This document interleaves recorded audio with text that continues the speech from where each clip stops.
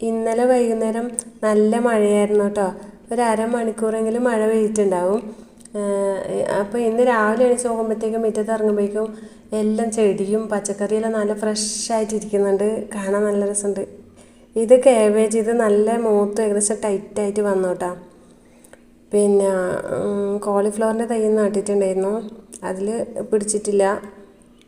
പിന്നെ പച്ചക്കറിയെല്ലാം നല്ല ഫ്രഷായിട്ട് നിൽക്കുന്നുണ്ട്. ഇത് മുമ്പേ നട്ടു കൊടുത്ത തക്കാളിയാണ്, എല്ലാം പിടിച്ച് തീർന്നു. ഇപ്പം വളമിട്ട് കൊടുക്കുന്നതുകൊണ്ട് ഓരോന്ന് കിട്ടും ഇടയ്ക്കിടയ്ക്ക്. കുറേ പറിച്ചു. ഇപ്പം ഞാൻ വേറെ തൈ ആദ്യം നട്ട് കൊടുത്തിട്ടുണ്ട്.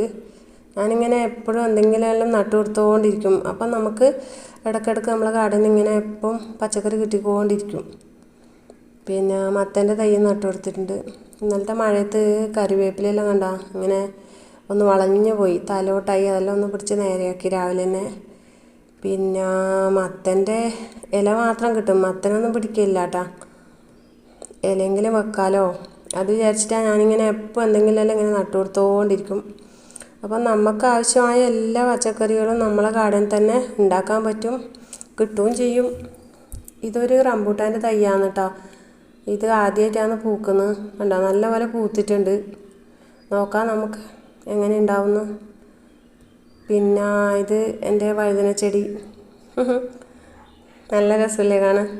ഇതെല്ലാം രാവിലെ കാണുമ്പോൾ ഉണ്ടാകുന്നൊരു സന്തോഷമല്ലേ. പിന്നെ ഇതാ പൂവുണ്ട്.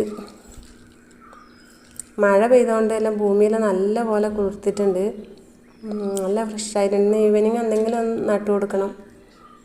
പിന്നെ ഈ നനഞ്ഞ മണ്ണിൽ നടാൻ നല്ല രസമാണ്. ഇത് കണ്ട തക്കാളി തൈ ആദ്യം നട്ടു കൊടുത്തതാണ്. ഇനിയിപ്പോൾ ചീര വിത്തുണ്ട്, പിന്നെ വെണ്ടയുണ്ട്. എല്ലാം കുറേശ്ശെ നട്ടു കൊടുക്കണം വൈകുന്നേരം ആകുമ്പോൾ. ഇന്നിപ്പം കുറച്ച് വെണ്ടക്ക പറിച്ചിട്ടുണ്ട്, 3-4 വെണ്ടക്ക കിട്ടി. പിന്നെ കുറച്ച് തക്കാളിയും കിട്ടി, 2-3 തക്കാളിയും കിട്ടി. ദിവസം ഇതുപോലെ കിട്ടും. ഓക്കേ.